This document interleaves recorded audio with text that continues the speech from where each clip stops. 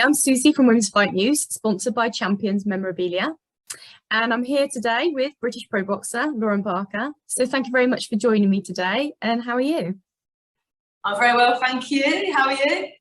Yeah, great. So thank you very much for your time, especially as it's fight week. I know, it's come about so quickly. Like, I remember when I first got, like, the date was announced, I was like, oh God, like, it's such a long way away. You know, because the last time I boxed was in November, end of November. So back end of April, I'm thinking, oh wow, you know, it's quite a long time. But, you know, it's here.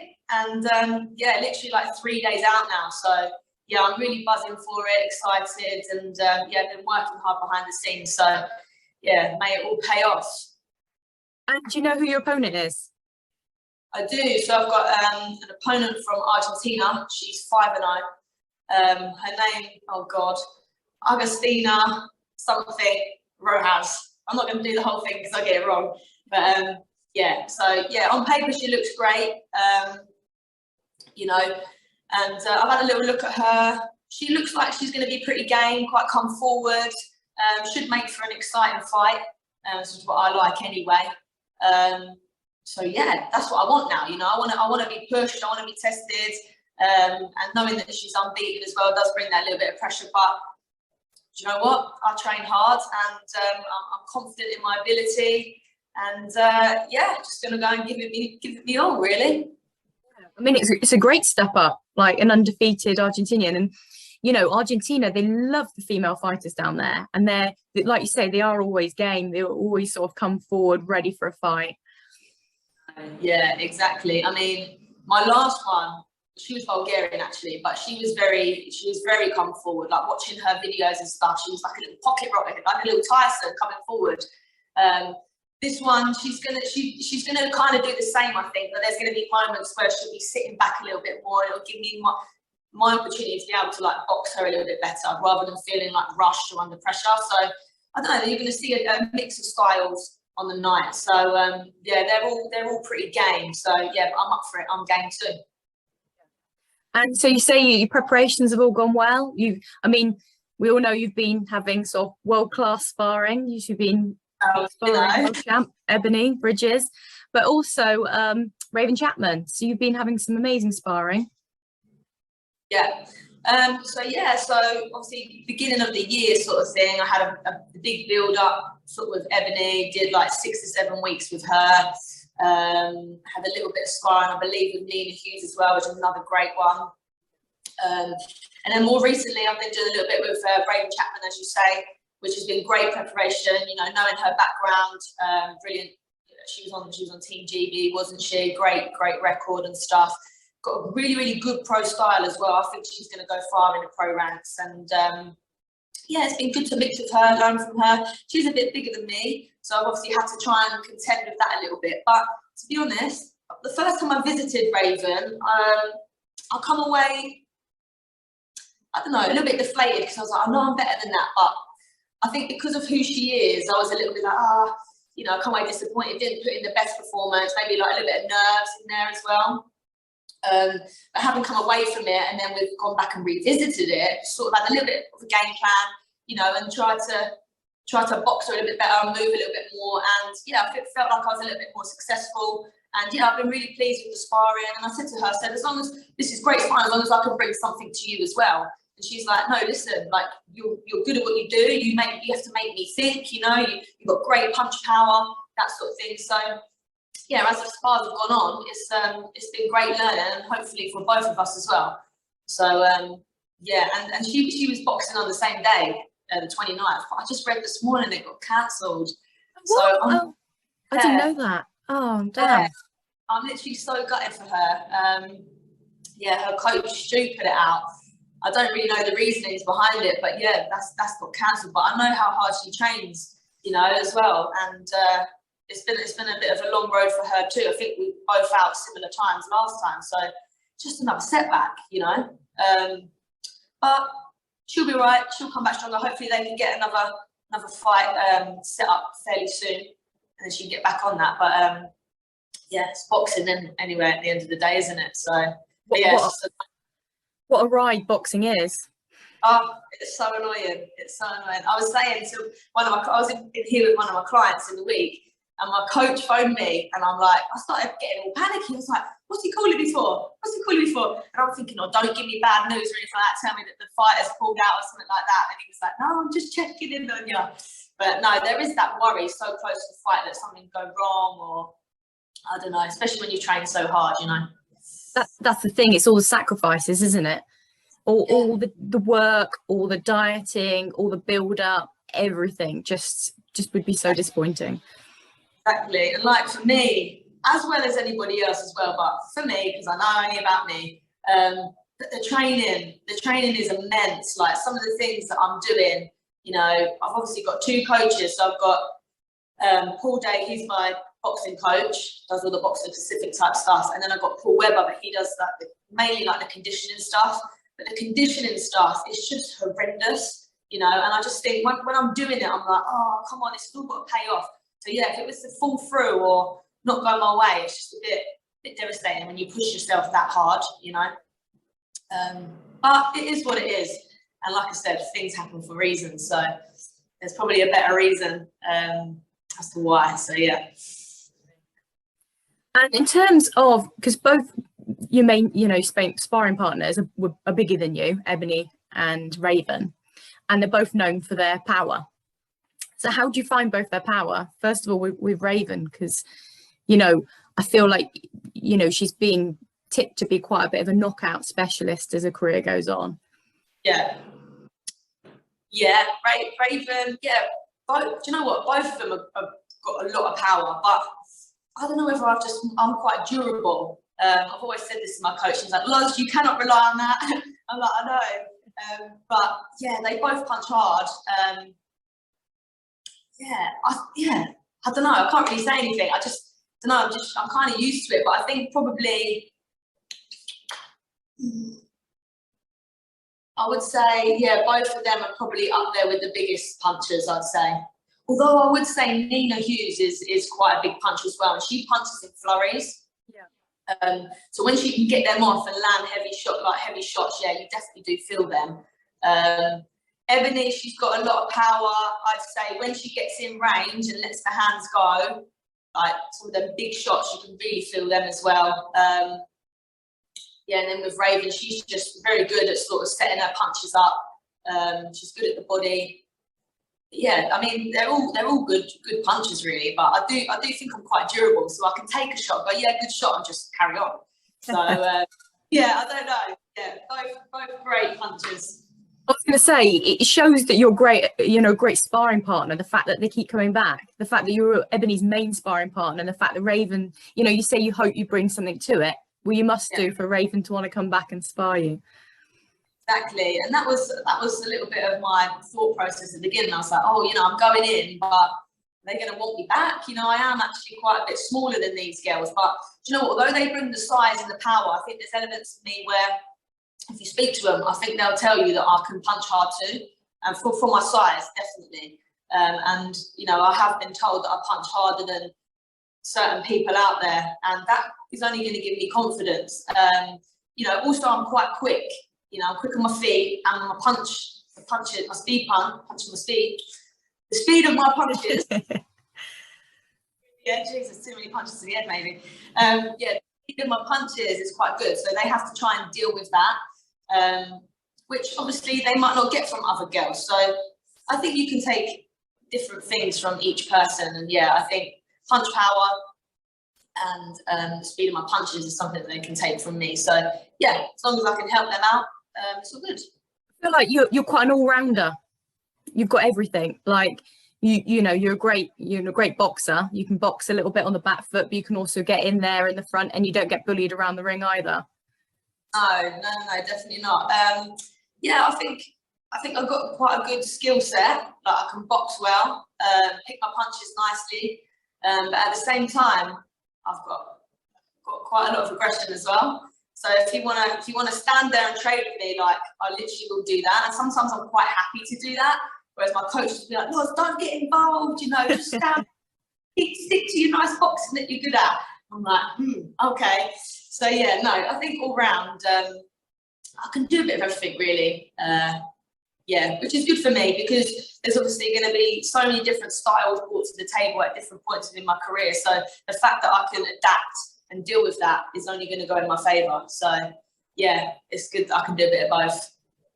And I was just thinking about with your last opponent, you fought, it was Ivanova, I believe, and so you got a second round KO, and it's a beautiful KO because I've even done like a TikTok for you on that one because it was just such a nice knockout. But when you look as well at her opponents, it's, you know, it show you the fact that you got this knockout, and when you think about the other people, so the two that I picked out was the fact that she's gone on since fighting you to fight the atomweight world champion. Yeah. Fabiana Batiki, I don't know how to say her surname, but yeah. she beat her, but she couldn't stop her. And the same with before you, Mary Romero, who's the current EBU Super Bantam champ, who beat Amy Timlin. She couldn't stop her either. So there's world champion, European champion, both couldn't stop your opponent. I know, it's crazy. And like when I looked at it as well, like there was some really, she's taken a few losses, but you've got to look at who she's been in there with. And looking at it, I mean, before the fight, I was like, oh God, looking at her style coming forward, I knew I'd have my work cut out. To stop her in that style is quite a big statement. So one that I'm pleased with, especially because in the lead up to that fight, I had to have 2 years out of the ring, signed with a new promoter, new manager, all the pressure of it being televised and stuff for the first time in my career. I just felt like, there's so much pressure on me. So I had so much nervous energy as well. I just wanted to go out there and put on a good performance. So the fact that it all come together on the night, especially as I knew how hard I trained like throughout the lockdown period and stuff. So yeah, to get that outcome, I could have asked for a better one, to be honest. But to know that she'd gone in with those different caliber of fighters, it just makes me feel good about myself. It makes me feel like, start believing in your capabilities because it's starting to show. So that's proof. That's not just that's actual proof right there. That's actually in black and white. When these, when I speak to Ebanie and she's like, yeah, you've got some good power. I spoke to Nina, I spoke to Raven and the other girls that I spar, and they're like, yeah, you've got really good power. Sometimes it's hard to believe it sometimes because you're never on the end of your own shots. But when I go out like that, it's proof that actually, you do hold that power and start believing in your ability. So that's something I definitely do now. I don't want to rely on it every time because you can't always go looking for knockouts, but the fact that I know that I can do that is just another little thing for me to sort of go on, really. It's good. And so it's Friday night, your fight, and it's Unified Promotions in Sheffield, and it's actually free on Sporty Stuff channel. So that's Sky Channel 437. That's so correct. I mean, what can be better? As long as people have got Sky and it's free, what a great way to spend Friday night. Yeah, exactly. No, it is. It's brilliant. Like I said, you do have to have Sky to see it, but if you do miss it, then it is uploaded on YouTube generally in the week after the fight, so people can sort of tune in and see that. But I think if you go on their website as well, they do sort of stream it live, whatever's playing at that time. So hopefully they do. So check the website as well, which is sportystuff.tv.com or whatever. I'm not too sure, but yeah, you'll find it on Google. But no, it is great to have it free out there. People can see because it is in Sheffield. I'm not from Sheffield. I'm from Hertfordshire, a little town called Letchworth. So to get people up to Sheffield, it's not always easy. So yeah, to have it on TV free, it's great. People can tune in and support still. And how do you find? Because obviously you touched on it earlier that you had 6 fights and then lockdown hit. So then you had to have 2 years out, unfortunately, and then sort of restart your kind of career again, but under Unified Promotions. So how do you find Unified Promotions? I think they're great. When it was first sort of offered to me or said, we've got this opportunity for you, their main goal is to help push women. So, I think it's great. We're in the sport that females in the sport. It's all building, you know, you see some great names on some massive cards now. But I think it just gives you that little platform. Like the way they described it is you've got the top end, so you've got the Matchroom, the Frank Warren, that sort of thing, and then you've got sort of like the small hall shows. Whereas with Unified Promotion, they kind of give you that middle ground, you know, to sort of perform. They're giving you the TV platform, they're doing your interviews, they're really trying to push you out there. So yeah, to be a part of that is great, you know, and focusing on the women's side of things. So yeah, I'm very, very privileged to be a part of it. And obviously we've got Susanna Schofield, she's great for sport and for women. Richard Poxon as well, he's involved with that too. And also they've got some big names on there. Like I think on the last one they were supposed to, but she didn't do it. Tasha Jonas was supposed to be involved. I think maybe on the commentary team. I think for whatever reason she wasn't. We had Anthony Croller there, Johnny Nelson, Gareth Davies is involved as well. He was doing some of the post-fight interview stuff. So yeah, to have these names attached to it as well just gives it that profile and helps build it up, you know. So yeah, it's great. So far, so good. Yeah, and I love how passionate they are because they all seem to be passionate. Susanna Schofield, I've spoken to Gareth Davis about it. He's passionate about it because he loves women's boxing. No, they both do. Like having met them for the first time when I went last time and boxed, yeah, very, very passionate. And that's what you need, you know. It's all well and good going, oh, we're going to do this and do that, but you do need people that are fully invested and want to build the business and build the women. And that's when you're going to be successful. You know, it's an all or nothing approach, really. And they do, yeah, I do feel like they bring that. Yeah, we'll see where it goes. And in terms of the build up to this fight, you said you're feeling pretty happy, you know, in this fight. You know, it's your second time out since November with this promotion, so you're kind of getting used to it.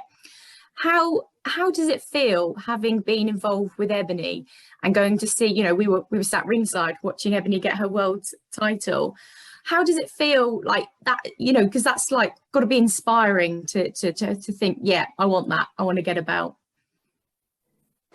Yeah, I mean, it's incredibly inspiring, and I think people come into your life for a reason, and I don't know, she's just helped really install so much confidence into me, you know.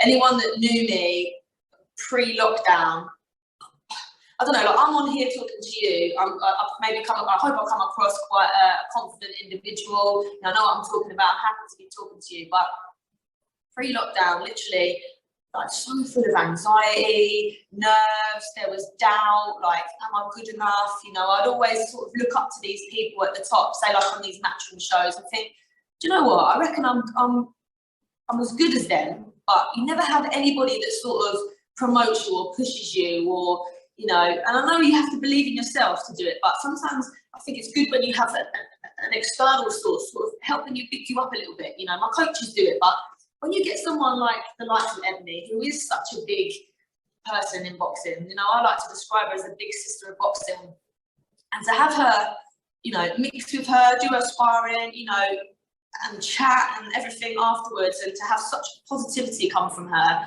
honest to God, it's like, I needed it, it's like so bad, and I feel like it's really giving me that edge going forward to really sort of like believe in myself, like someone at that level is saying that you're good, like believe in it. So yeah, so obviously I've helped her out, she's praised me for that, and then obviously we've gone to the fight and we've seen her succeed, and I'm just like, if I'm honest, I'm totally in awe of it. I'm just like, wow, it's just so good, you know. I don't know if I said to you before, like going to that show and then coming home after it, I was like, I feel like I've got such bad blues. Like, I feel like I've gone on holiday, come home, I'm like, what is going on? What is life? You know.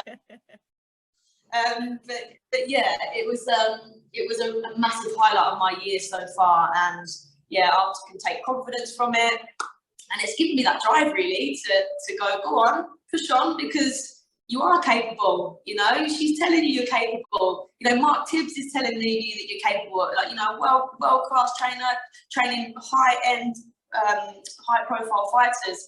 You know, and to get that sort of feedback, it's only going to make you feel good about yourself, and I'm only going to grow from here. You know, so yeah, I'm very, very grateful. Always will be, and she knows that anyway. I've told her. So yeah, it's good. It's good.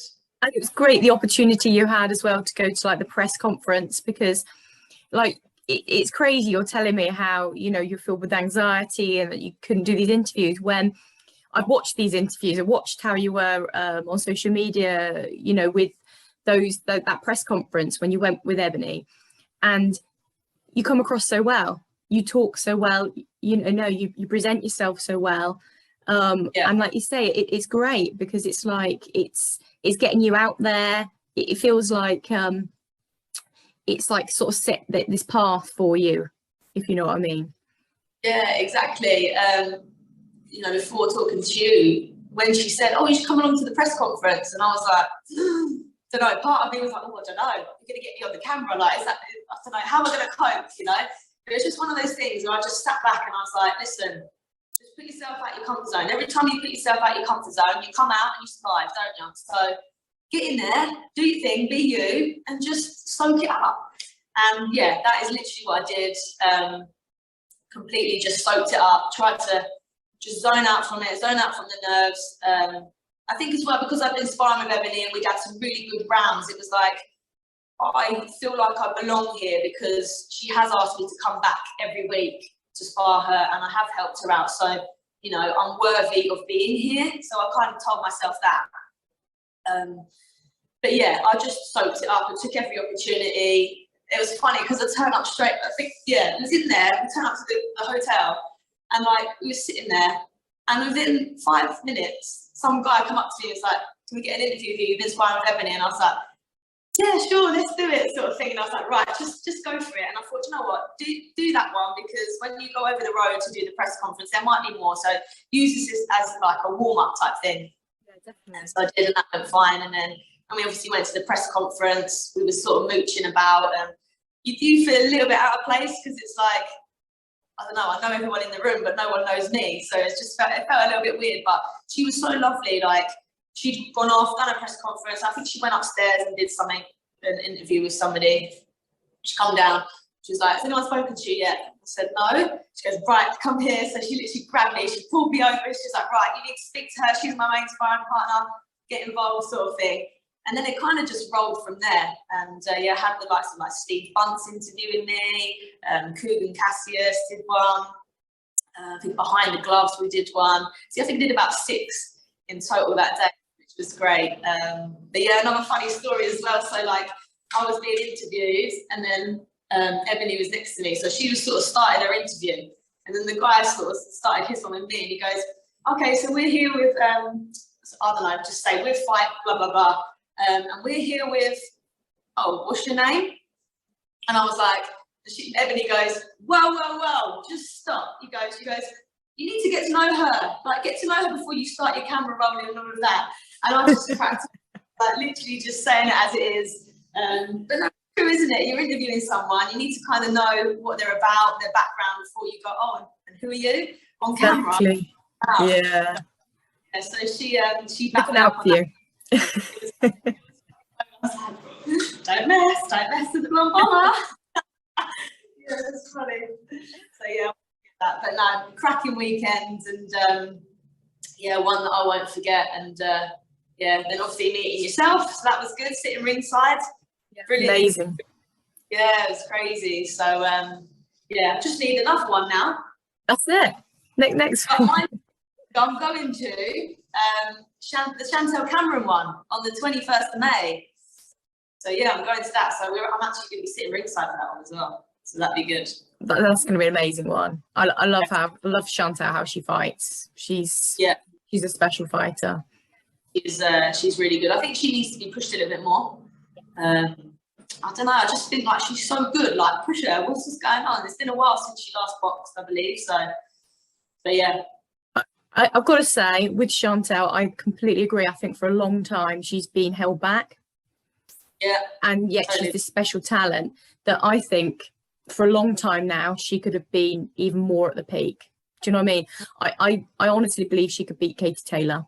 I've got to be careful saying that, but I honestly think she could. Yeah. Yeah. I was always 50-50 about that one. I weren't sure. I don't know. Now you say it, I wouldn't rule her out. Definitely not. She's game, you know. So yeah, definitely, I think she could. So yeah, no, great fight for you to go and watch, definitely. Yeah, no, it'd be good. I'm looking forward to it. Because wasn't she supposed? She was supposed to box Kaylee Reese, wasn't she? I think that was maybe but she's boxing. Oh, I can't even remember the name now. It's like Bustos or something. Victoria. So, yeah, that'd be a good one. Some good fighters on that one. I think that's Maxi. We've got Ellie Scotney on that one as well. John Hedges. So that's another Tibbs fighter. So that'd be good to sort of be in the mix with them guys again. I forgot Ellie's going to be on there because she's obviously going to be fighting Cecilia Roman. Yeah, so I'm intrigued to see how that one plays out. So interesting. In terms of, obviously you've got the fight this weekend you want to concentrate on, but have you got any sort of fights you're thinking in your head long term you'd like, to people you'd like to fight?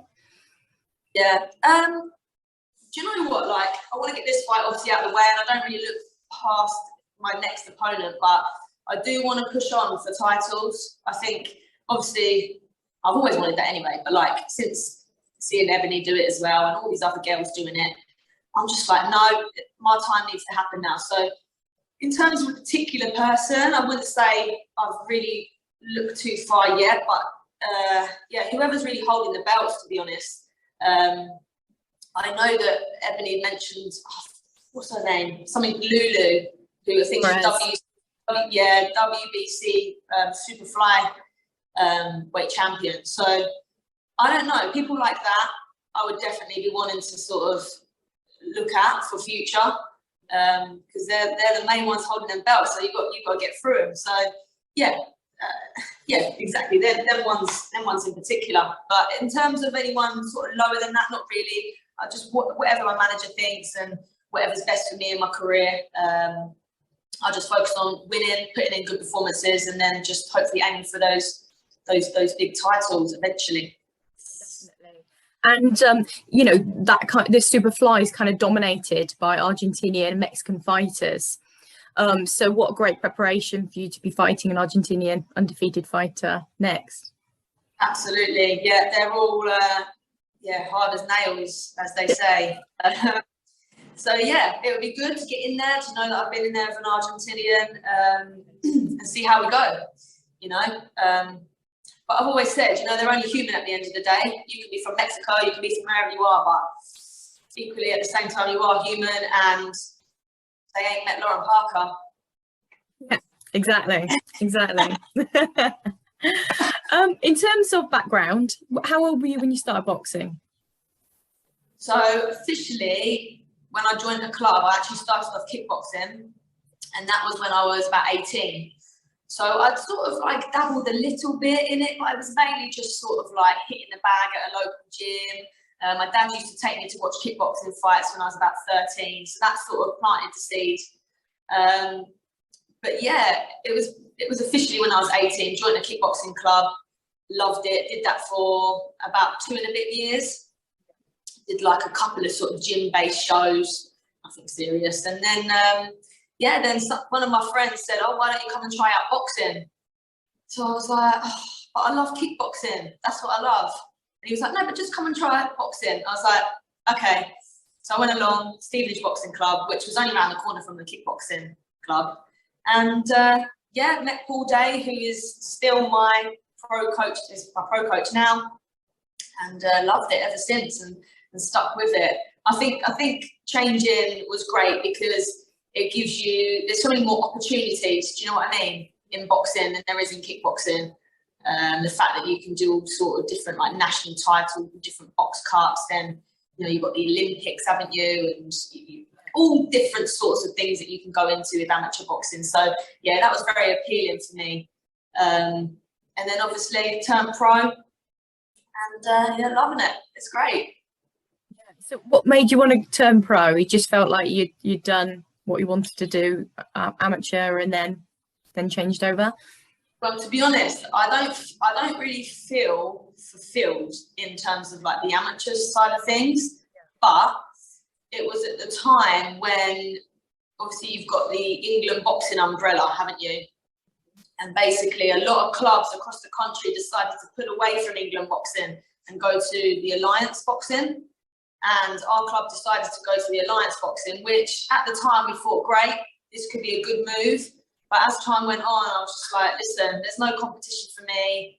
I think one of my coaches, he come up to me and was like, you can go in for like the equivalent of like a national championship type thing, but there ain't going to be no one for you. So it'll literally be like just getting in there, having your hand raised. And I was like, what is this? You know, this is no good. So I decided to do a little bit of literally just training. I tried K1, so that's like kicks below the waist, kind of like kickboxing really. I tried that. I literally did that for like 2 months, and I was like, right, I'm not enjoying this. I don't want to do this anymore. I just literally want to box. So at the time, my other coach, Paul Webber, his son William Webber, had recently turned pro himself.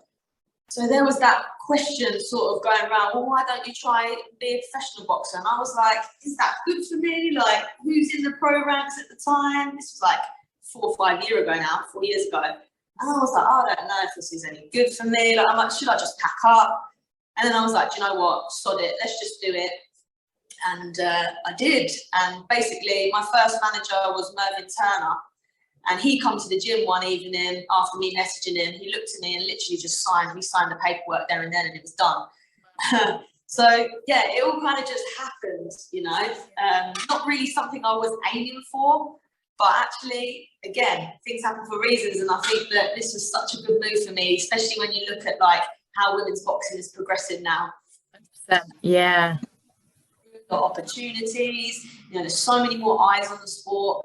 And I just think, you know what, I'm so glad I did make that choice and I didn't give up, or I didn't go down another kickboxing route or something like that. So yeah, it's all good. But it's crazy how things turn out, because it was literally never in my sights. In fact, I wanted more for like the Olympic shot. That's what I wanted.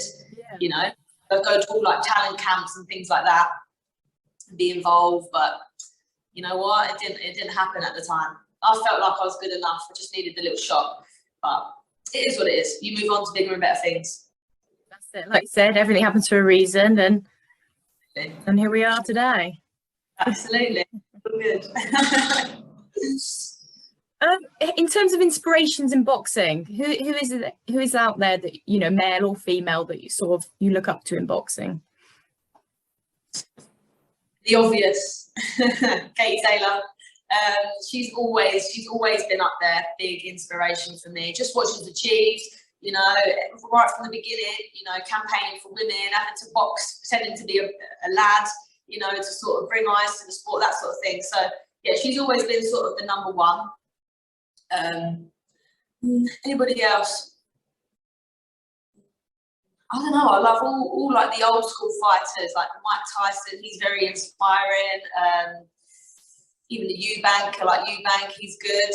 I love Lomachenko. I love his style, the way he moves. You know, everything about him, he's great. More so recently, Ebanie, she's a massive inspiration for me now. Just seeing what she's achieved, you know, sitting with her at dinner the other week, she sort of opened up and was telling me certain things about her life and that, and I'm just like, wow, you know, it's been crazy, as you will know, Susie, as well. And I just think, shit, man, this is good, you know. And I'm like, I can do this, you know. And she just installs that into you, just everything about her, just listening to her, this is very inspiring in my opinion. So yeah, she's up there. And then again, I think even just more recently, again, Tyson Fury, watching him grab that win in front of 94,000 people, like that's inspiring alone, you know, what that man's achieved. And you know, and I think women can definitely follow in footsteps like that now, you know, with the opportunities that are coming up. The big fight at the weekend as well with Serrano and Taylor as well, another massive one, history-making fight. So yeah, all these fighters are all inspiring to me, you know. Yeah, it's great. So going on to that, the Taylor-Serrano fight, what's your prediction for the fight this weekend?